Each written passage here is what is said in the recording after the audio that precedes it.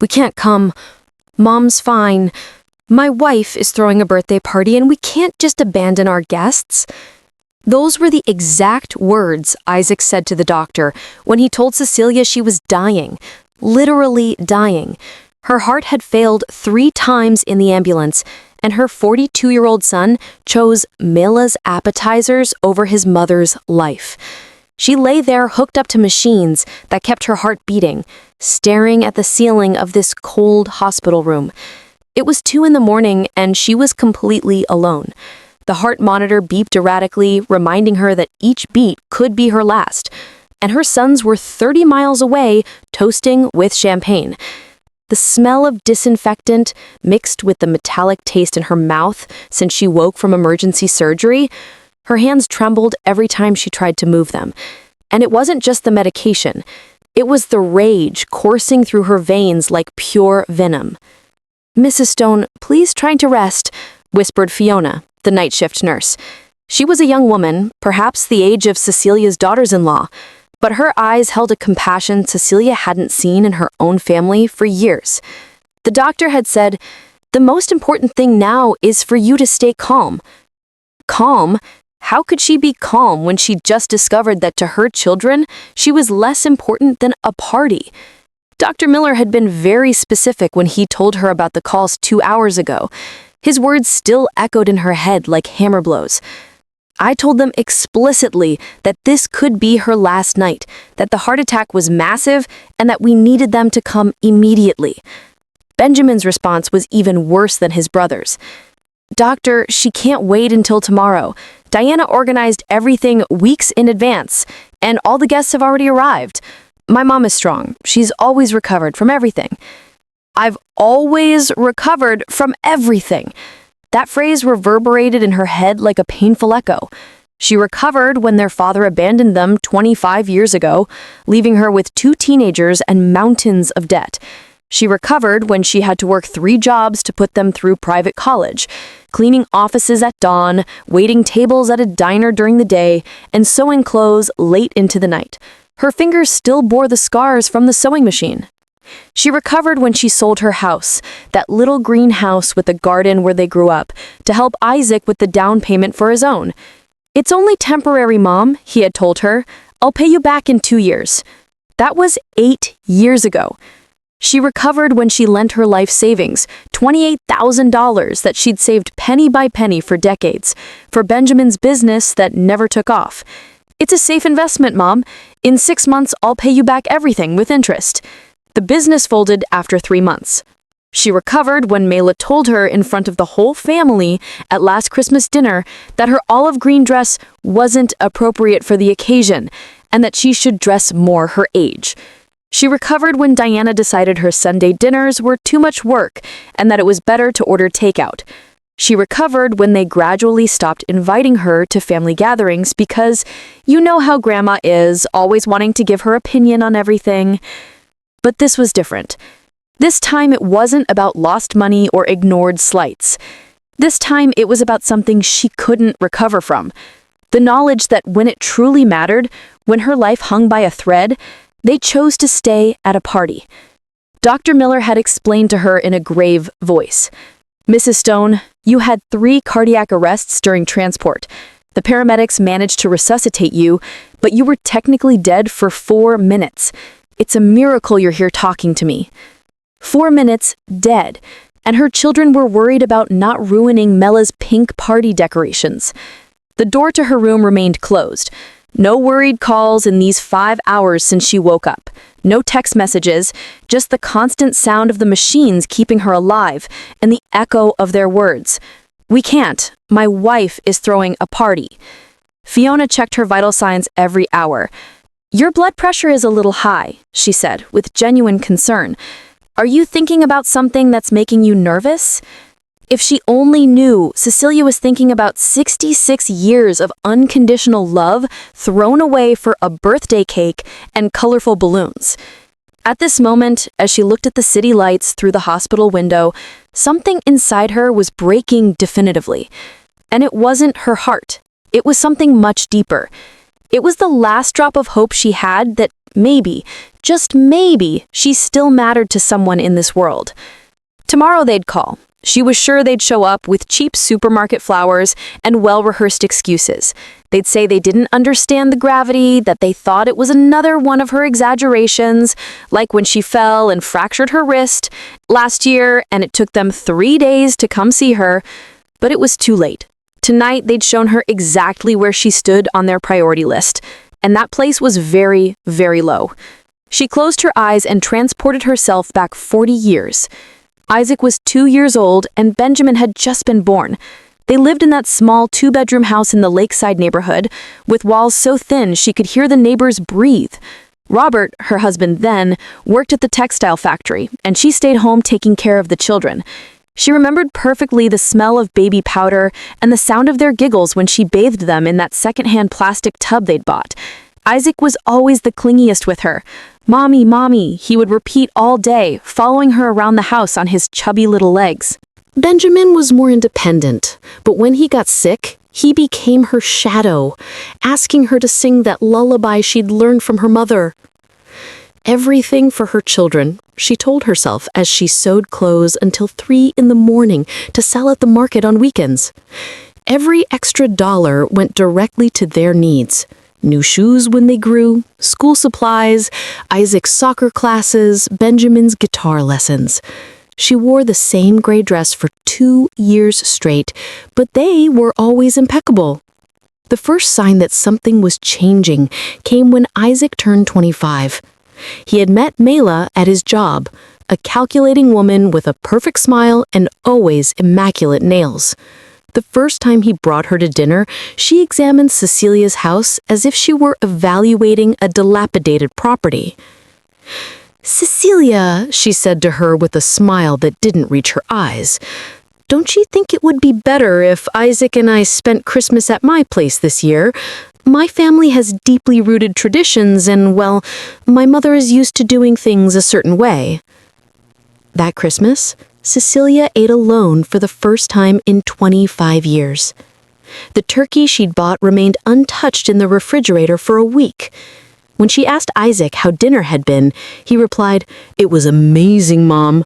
Mela's house is spectacular. It has a dining room that looks like it's straight out of a magazine, and the food, well, her mom is a really good cook." As if Cecilia's 30 years of cooking for him had meant nothing. Benjamin followed the same pattern 2 years later.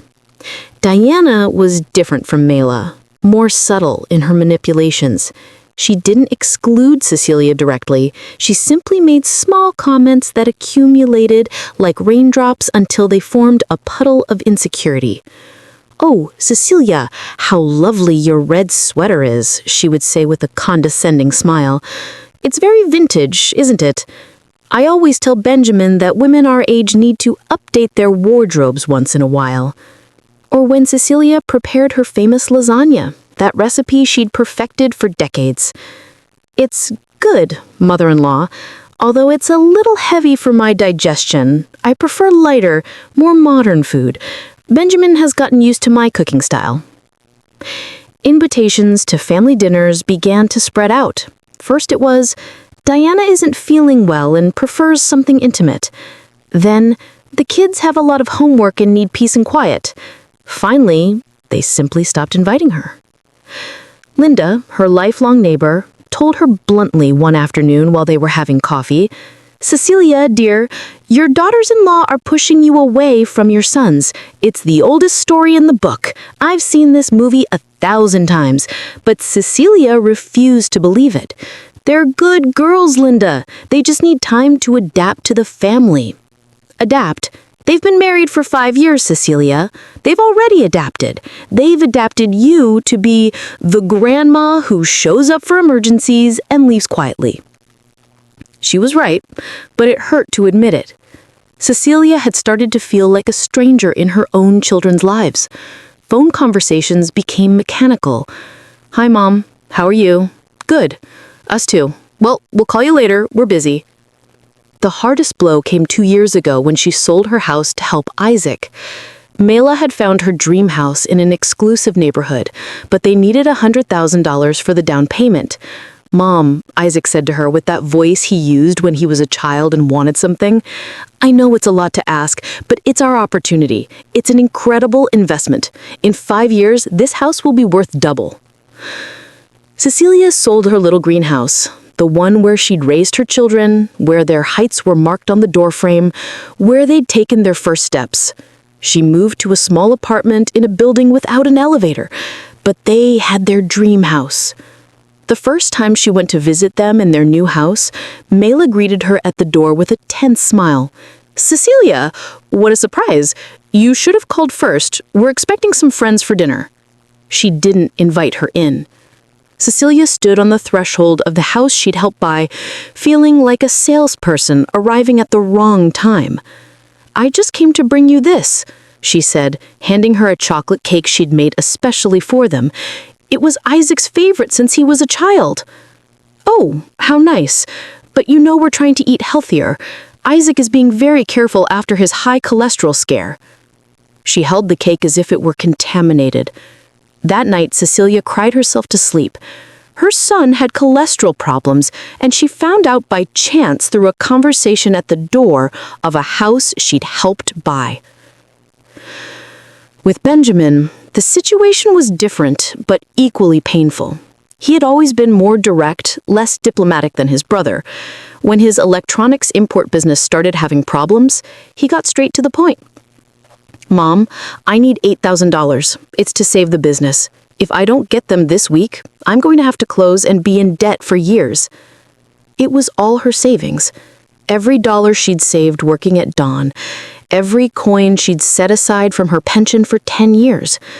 But he was her son, her baby, whom she'd carried in her arms for entire nights when he had a fever. "I'll lend it to you, my son, but I need you to sign a promissory note. It's not distrust, it's just to have everything in order." Diana was outraged. "A promissory note? Seriously, Cecilia? You're going to charge your own son interest? What kind of mother does that?" In the end, she lent him the money without a promissory note. "He's your son," she told herself. "He knows what that money means to you." The business folded after 3 months. The $8,000 vanished, along with years of sacrifices and dreams of a dignified old age. Benjamin told her, "Mom, you know how these businesses are. Sometimes you win, sometimes you lose. At least I tried." As if her money had been casino chips and not the result of decades of work. Now connected to these machines in this cold hospital, she understood that all those moments were preparing her for this night. This night when the mask finally fell and she could see the naked truth. To her children, she was dispensable. The pain had started 3 days ago during Sunday lunch at Isaac's house. It was her 66th birthday, although no one seemed to remember it. Mela had prepared a light salad and grilled chicken. Nothing like the celebration Cecilia used to organize for them when they were children. "Mom, you look tired," Benjamin had said to her while picking at his food, without looking up from his phone. "Are you sleeping well?" The truth was, she hadn't slept properly for weeks. A strange pressure in her chest woke her every night at 3 in the morning, as if someone were sitting on her ribs. But she didn't want to worry them. She didn't want them to think it was another one of her exaggerations, as they'd started to call her ailments. "I'm fine, honey. Just a little heartburn at night." Mela had let out a dry half. "It's just that at our age, the body doesn't process food the same way, Cecilia. I tell my mom she needs to eat lighter, fewer spices, less fat. A 66-year-old woman's body isn't the same as a 30-year-old's. That afternoon, as she was getting ready to leave, Diana arrived with news that broke her heart without her knowing it. "Guess what? We finally got a date for my birthday party. It's going to be this Wednesday at the Grand Plaza Hotel Ballroom. I've been planning it for months." Wednesday? Cecilia's actual birthday had been on Sunday, but no one mentioned it. On Wednesday, they were going to celebrate Diana with all the pomp and circumstance in the world. "It's going to be amazing," Diana continued excitedly. "I hired the best catering service in the city. There's going to be live music, theme decorations, and over 50 guests have already confirmed. Benjamin gave me this gorgeous golden dress that cost $1,200. $1,200 for a dress, more than Cecilia spent on clothes in 2 years. She remained silent, feeling that pressure in her chest intensify as she watched her son smile proudly for having spent in one night what lasted her 6 months. "Mom, you're obviously invited," Benjamin had told her, but his tone sounded more like forced courtesy than real desire. Though you know it's going to be an elegant affair, Diana invited many important people from her work. The message was clear. Come, but don't embarrass us. On Tuesday night, a day before Diana's big celebration, the pressure in her chest had become unbearable. Her left arm ached, and she had nausea that made her double over in bed. She called Isaac at 11 at night. "Mom, what's wrong? We're watching a movie." "My son, I feel very sick. I have a chest pain that won't go away." "Did you take anything? Chamomile tea?" "Maybe it's stress. You've been very tense lately with Diana's party. Look, we'll stop by to see you tomorrow after the celebration." She hung up, feeling more alone than ever. Even her pain had to wait for her daughter-in-law's party to end. That night, she couldn't sleep for a minute. The pain spread through her jaw, her neck, her back. It was as if a giant elastic band was tightening around her torso. At 5 in the morning, she called Linda. "My dear, that doesn't sound good at all," she said after hearing Cecilia's symptoms. "I'm coming over and taking you to the hospital." "No, Linda, it's Wednesday. It's Diana's party. I don't want to ruin—" "Ruin what, Cecilia? You're describing heart attack symptoms. Do you think a party is more important than your life?" It turns out it was. It turns out that for her children, a party was more important than her life. Linda arrived at her apartment at 6 in the morning and found her sitting on the edge of the bed, sweating coldly and breathing with difficulty. "We're going to the hospital right now," she said with that firmness that only true friends have. In the taxi to the hospital, the pain intensified to the point of being unbearable. It felt as if a knife was being plunged into the center of her chest and slowly twisted. She squeezed Linda's hand with all her might. "Hang in there, Cecilia. We're almost there." In the emergency room, everything happened very quickly. The electrocardiogram showed worrying irregularities, her blood pressure was through the roof, and the cardiac enzyme levels confirmed what the doctors already suspected. She was having a massive heart attack.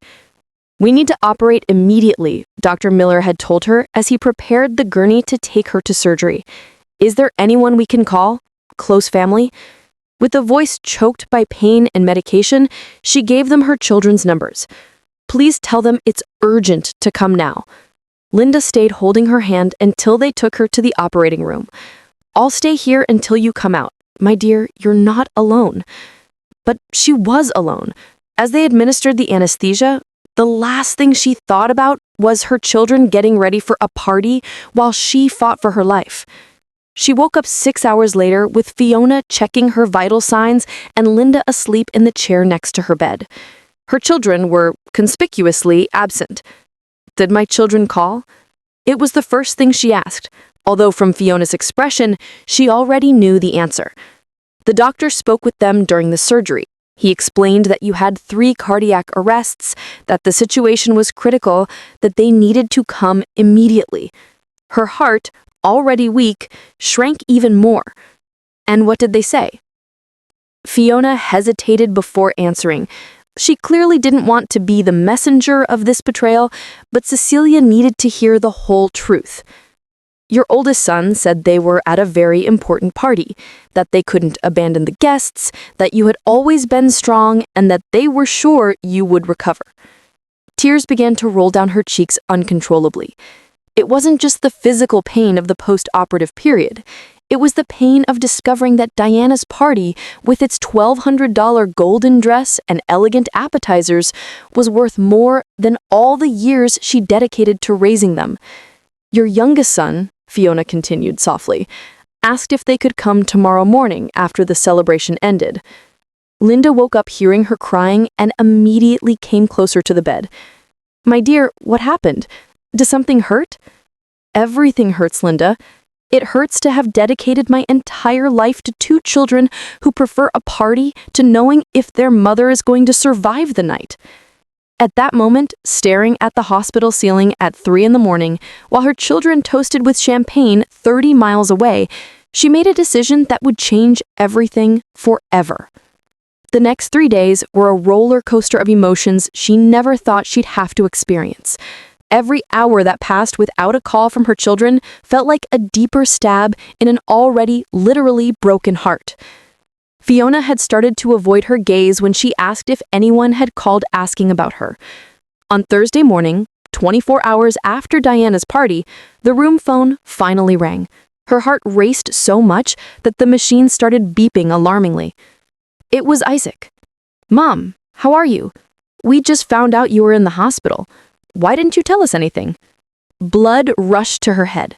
After everything that had happened, after the doctors had called them multiple times, he had the audacity to ask her why she hadn't told him anything?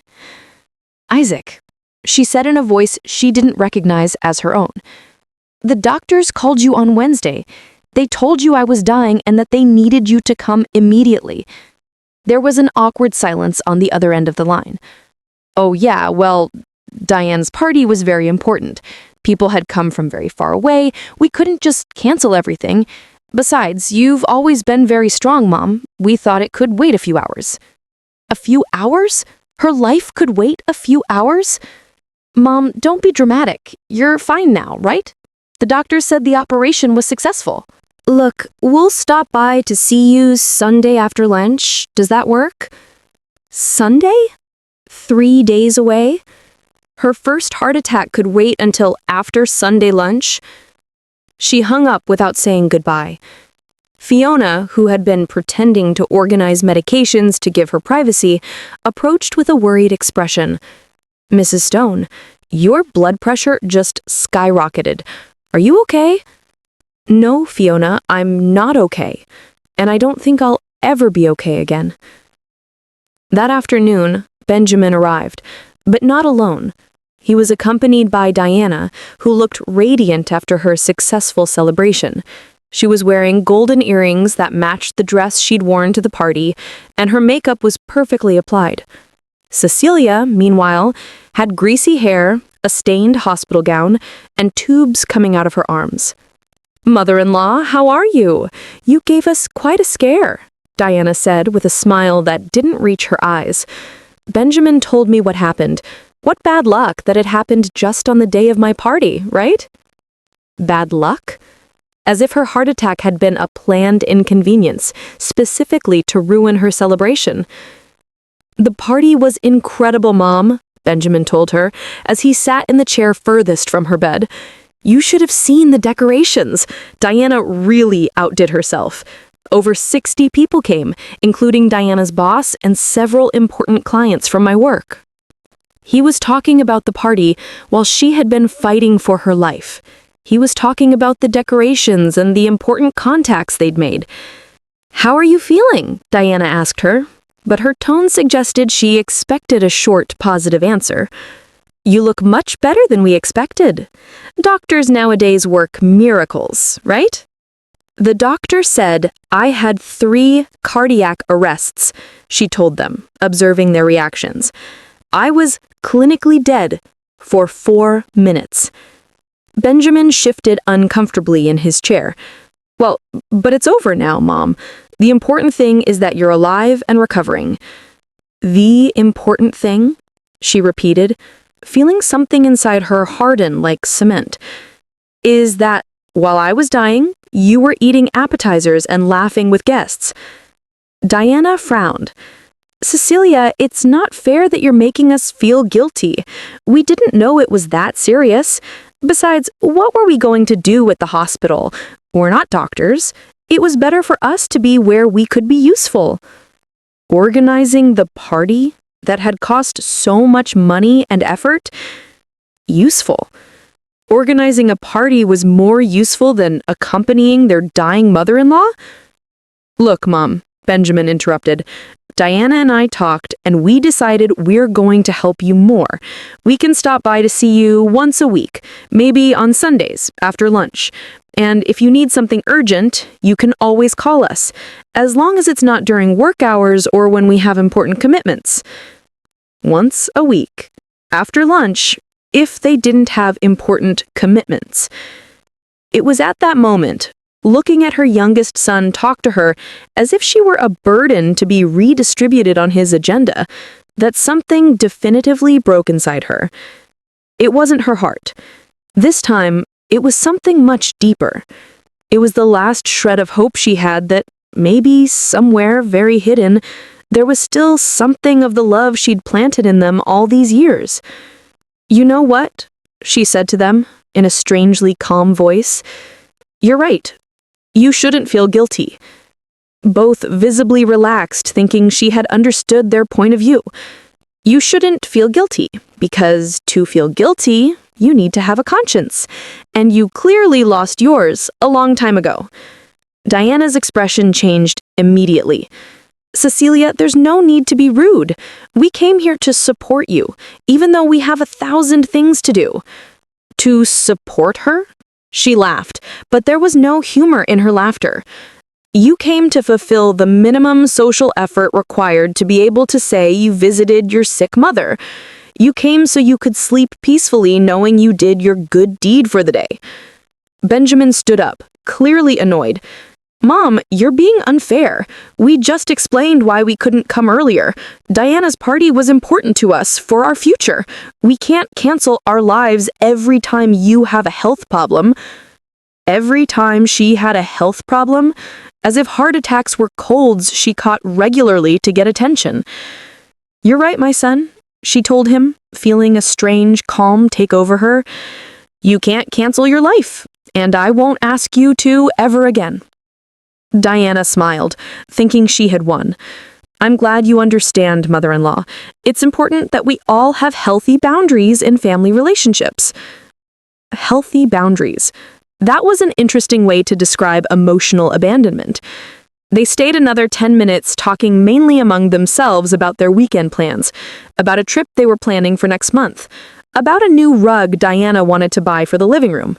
Cecilia, meanwhile, was just a silent spectator of their prosperous and busy lives.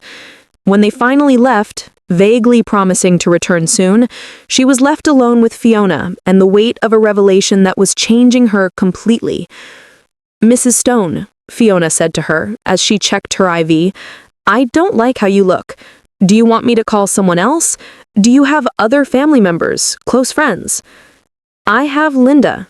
And apparently, that's more than I had with my own children." That night, as she listened to the sounds of the hospital and felt the throbbing pain in her scarred chest, she began to plan something she never thought she'd have to do. Something definitive, something that would show them the true cost of their decisions. That night, she couldn't sleep. It wasn't just the physical pain that still pierced her chest like daggers, but a mental clarity she hadn't had in years. For the first time in decades, she was seeing her life without the filter of unconditional maternal love. She was seeing reality as it was, not as she'd wanted it to be. She sat up in the hospital bed and asked Fiona for paper and a pen. "Are you going to write letters, Mrs. Stone?" she asked her with that sweetness she had come to appreciate more than the visits of her own children. "Something like that," she replied. "I need to put my thoughts in order." She began to write, and the words flowed as if they'd been waiting for years to come out. It wasn't just a letter. It was a complete inventory of her life, an emotional accounting she'd never had the courage to do. "Dear Isaac and Benjamin," she wrote, with a trembling hand, "for 66 years I have lived for you. Every decision I made, every sacrifice I made, every dream I abandoned was with your well-being and happiness in mind. Today, lying in this hospital bed, after having been clinically dead for 4 minutes, I finally understand that you have not lived a single day thinking about mine." Tears began to fall onto the paper, smudging some words, but she continued writing. She had 66 years of things to say. When your father abandoned us, I was 35 years old and you were 18 and 10 respectively. I was young, I was attractive, I had suitors who wanted to start a family with me.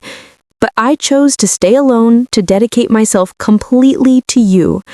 I didn't want any man to make you feel like you were a burden or that you were in the way. I sacrificed the possibility of having a partner, of having more children, of having a full love life because you were my absolute priority. She remembered Mr. Douglas, the widower who lived across the street and who for years brought her flowers every Friday.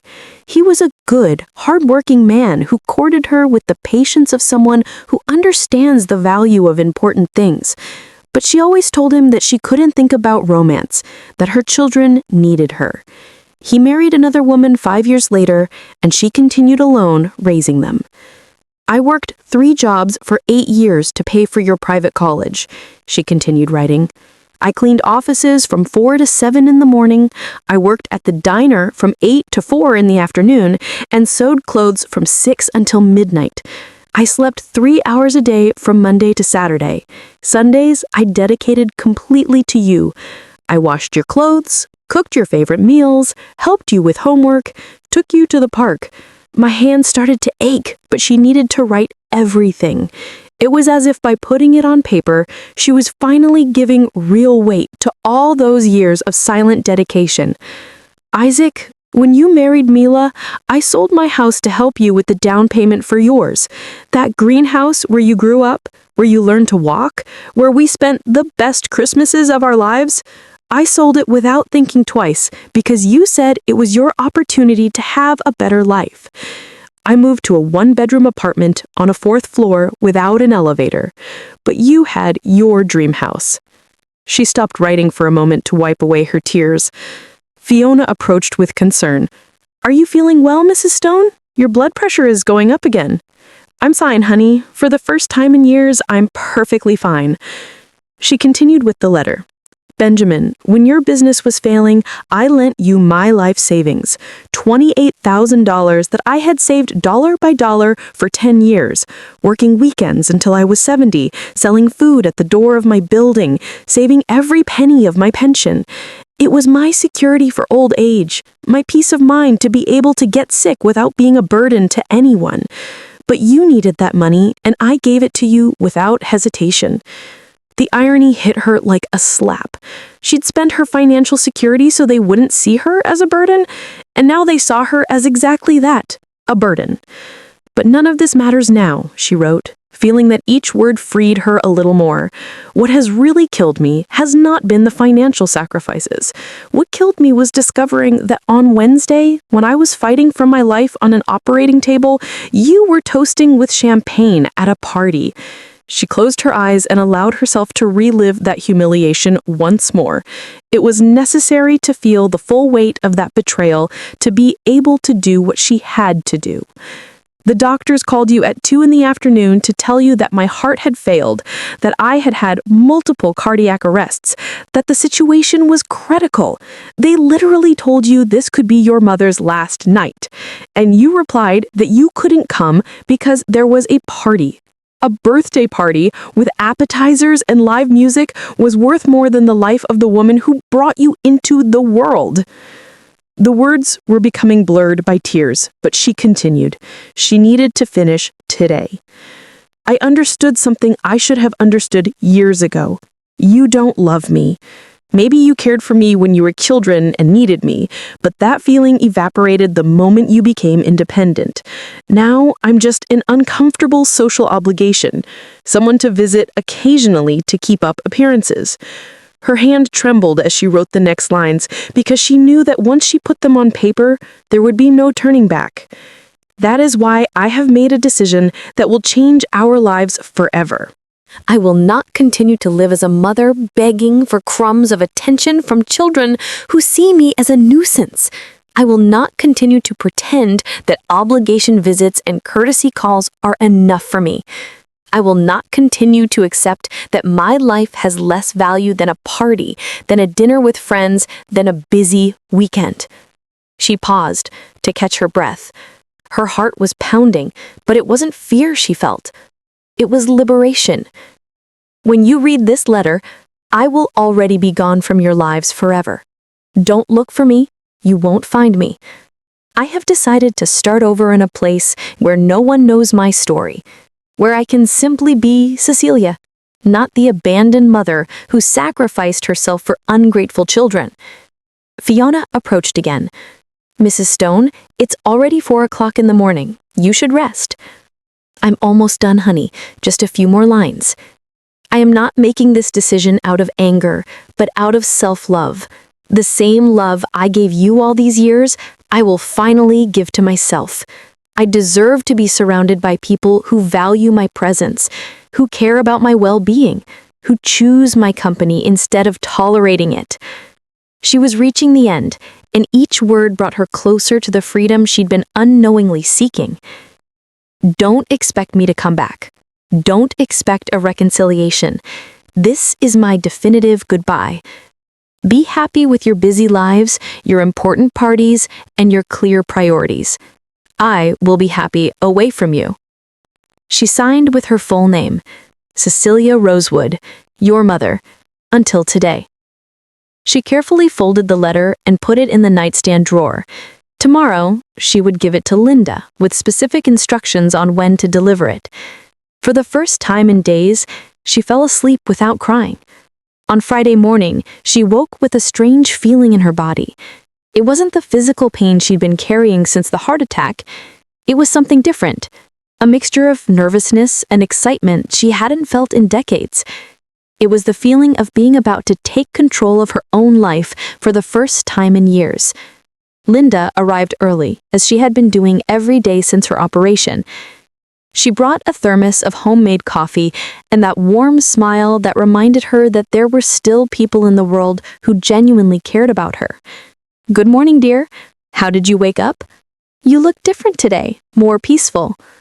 Linda, I need you to do me a very important favor, perhaps the most important I've asked you in all these years of friendship. She sat in the chair next to her bed with a serious expression. Tell me what you need, Cecilia. You know you can count on me for anything. She handed her the letter she'd written during the early morning hours. I need you to give this to my sons, but not now. Wait until Sunday afternoon when they come to visit me. Linda took the envelope carefully, as if she knew it contained something that would change everything. What is this, my dear? It's my freedom, she said with a smile that even surprised herself. And I need you to help me with something else. I need you to help me disappear. Linda's eyes immediately filled with concern. Cecilia, what are you talking about? Are you thinking of harming yourself? Because if so, no, she interrupted her, taking her hand in hers. I'm not talking about suicide, Linda. I'm talking about rebirth. I'm talking about starting a new life far from here, far from children who don't value me, far from this city where every corner reminds me how much I've given and how little I've received in return. She explained her complete plan. For the past few hours, she'd been thinking about every detail, as if her mind had been waiting for years to plan her own liberation. I have money saved in an account my children don't know about, she told her. It's not much, but enough to start. It's $8,000 I've been saving from my pension for the last 3 years after Benjamin lost my savings in his failed business. I have it at the National Bank in an account solely in my name. Linda listened to her with a mixture of admiration and concern. But Cecilia, where are you going to go? Do you have family in another city? I have a cousin in Dallas, Hope. We haven't spoken in 5 years, but I know she lives alone in a big house she inherited from her husband. I'm going to write to her. I'm sure she would take me in for a while until I get settled. It was true. Hope had always been different from the rest of the family. She was an independent woman who had never married or had children and who had always told her she admired her strength. On the few occasions they spoke on the phone, she had hinted that if Cecilia ever needed a change of scenery, her house was open to her. The plan is simple, she continued, explaining to Linda. On Sunday, when my children come, it will be the last time they see me. After they leave, you help me get out of the hospital. I'm not going to officially check out. I'm simply leaving. I'll leave the letter on my bed and disappear. And your things, your apartment. She already talked to Fiona about this. She has a sister who's a lawyer, and she's going to help me make a power of attorney so you can take care of everything. You can sell my furniture, keep whatever you want, and use the money to pay what's left of the rent until the contract ends. I never liked the apartment anyway. It was too small, too sad. Linda remained silent for a long moment, processing everything she had told her.